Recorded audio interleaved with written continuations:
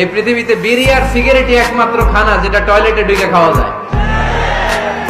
Cigarette খাওয়া অনেকটা আত্মহত্যার শামিল। বিষ খেলে সাথে সাথে মরে, সিগারেট খেলে ধুকে ধুকে মরে। সিগারেট কোন মুসলমান খেতে পারে? সিগারেট হয় টোবাকো প্ল্যান্টস থেকে, তামাক পাতা।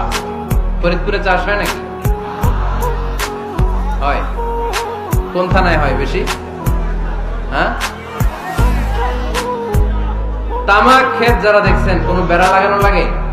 কারণ ছাগলও মুখ দেয় না। যেটা ছাগলে খায় না, এটা কোন মুমিন বান্দা খাইতে পারে? খান কেন এগুলো পচা জিনিস?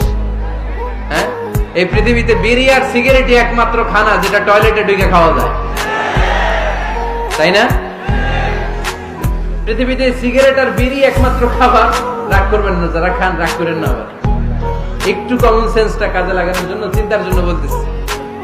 এটাই পৃথিবীর একমাত্র খাবার যেই খাবারের গায়ে এই খাবারের বদনাম লেখা থাকে, স্মোকিং কজেস ক্যান্সার। ধূমপান কর্কট রোগের কারণ, ধূমপান স্বাস্থ্যের পক্ষে ক্ষতিকারক লেখা থাকে না? আচ্ছা, ধরেন ফরিদপুরে একটা কোম্পানি নতুন চানাচুর বের করছে, ওই চানাচুরের গায়ে লেখা, এই চানাচুর খাওয়ার 1 ঘন্টার মধ্যে বমি শুরু হবে আর ডায়রিয়া হবে। খাবেন?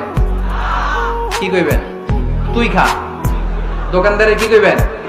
তুই খা, তোর বমি হোক, তোর 14 গোষ্ঠীর ডায়রিয়া হোক, আমি টাকা দিয়ে এগুলো কিনবো না, ঠিক কিনা? কারণ এই প্রোডাক্টের গায়ে এই প্রোডাক্টের বদনাম লেখা, এটা আমরা কিনবো কেন? কিন্তু সিগারেটের উপরে সিগারেটের বদনাম লেখা থাকার পরও আমরা খাই, টয়লেটে বসে খাই।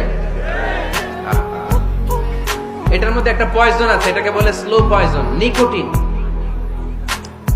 এটা আপনার লাং, ফুসফুসকে শেষ করে দিবে। Slow poison. সিগারেট খাওয়া অনেকটা আত্মহত্যার শামিল। বিষ খেলে সাথে সাথে মরে, সিগারেট খেলে ধুকে ধুকে মরে। আর সিগারেট থেকে হিরোইন, গাঁজা, ফেন্সিডিল, ইয়াবা, মেরিজুয়ানার পথে মানুষ পথ বাড়ায়, পা বাড়ায়, তাই না? এগুলো খাবেন না। ওয়ালা তুলকু আইদিকুম ইলা তাহলুকা। নিজে নিজেকে স্বেচ্ছায় ধ্বংসের দিকে ঠেলে দিও না। জীবনটা অনেক সুন্দর, জীবনটা অনেক রঙিন। আল্লাহর দেয় জীবনটাকে উপভোগ করার দরকার আছে না নাই?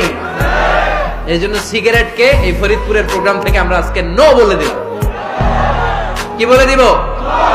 আওয়াজ করে সবাইকে আমরা সবাই একসাথে বলবো, সিগারেটকে কি বললাম? মনে থাকবে? মাহফিলের প্যান্ডেল থেকে বাইর হয়ে আবার ইয়েস, হ্যাঁ না, ইয়েস করা যাবে না। সিগারেটকে কি বললাম?